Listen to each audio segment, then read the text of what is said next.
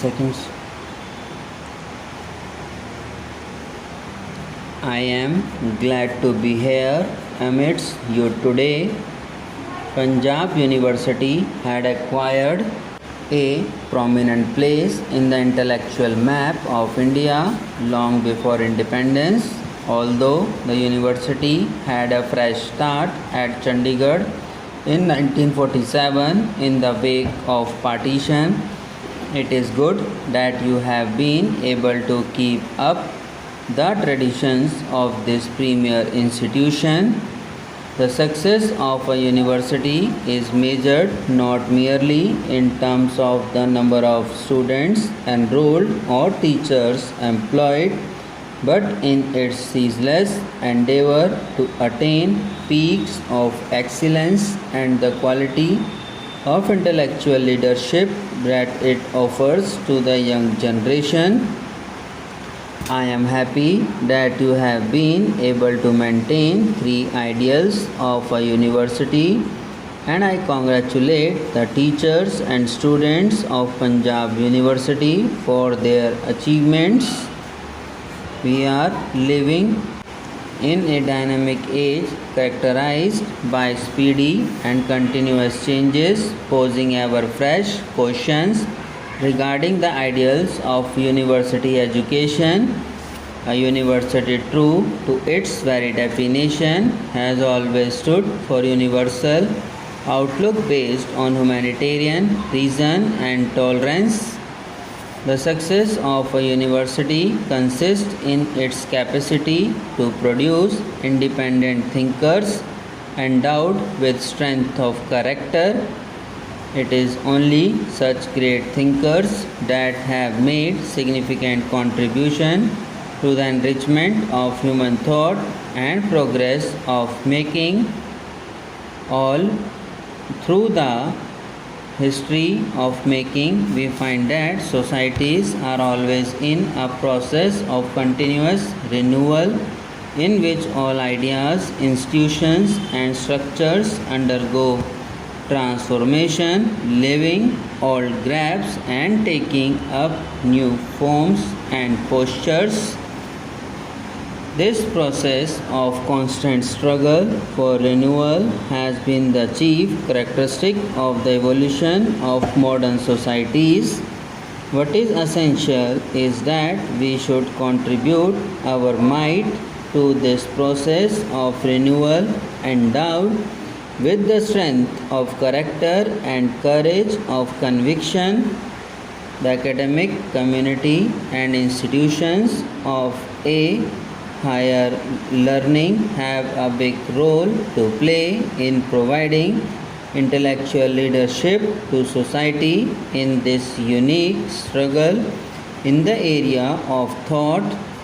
Our universities should have the moral courage and intellectual honesty to assume this leadership. In the present day world, universities cannot remain isolated forever from contemporary society and its problems. They must try to reach out to society and help in finding solutions to the ever increasing problems of contemporary life. This active participation of universities in the life of the community will go a long way in enriching the quality of life of the community at large. We are passing through a time of severe stresses and strains. Some of the social tensions around us today are thrown up by the very process of our own social development.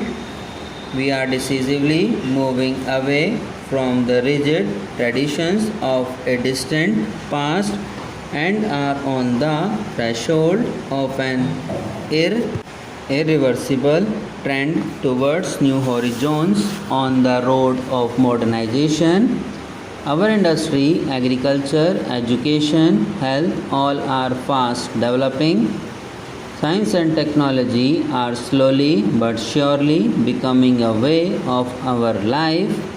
and yet emotionally we are not able to make any decisive break with the past. Our emotional attachments are still conditioned by old traditions. Presumably, it is this conflict in the process of development that is reflected in the current situation, with occasional outbursts of fury on matters like regionalism, religion, community, caste, and so on. It is true that languages, religion, ways of life are all parts of our cultural heritage.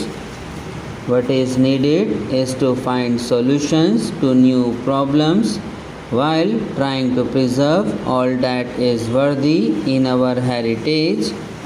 This process of growth demands that our cultural heritage should also lend itself to continuous renewal, and it is in this renewal that we should look forward to the necessary leadership in our intellectual community.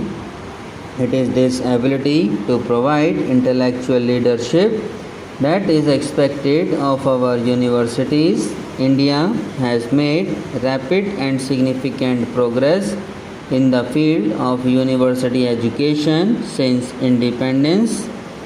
It is a matter of pride for all of us to know that today our scientists, doctors, engineers, and technologists are serving in many parts of the world. This is a welcome development, but it is very distressing at the same time to see a large number of educated youth unemployed. One wonders sometimes whether the growth in education, especially higher level education, in our country is in the right direction and is in step with the absorbing capacity of our economy. The primary objective of learning for earning cannot be ignored in a country like ours.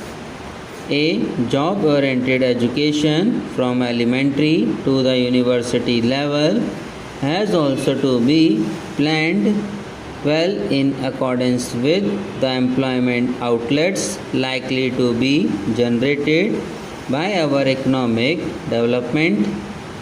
The most appropriate education is that which enables the recipient to develop character, strengthen mental faculties, expand intellectual horizons, and enables one to stand on his own feet.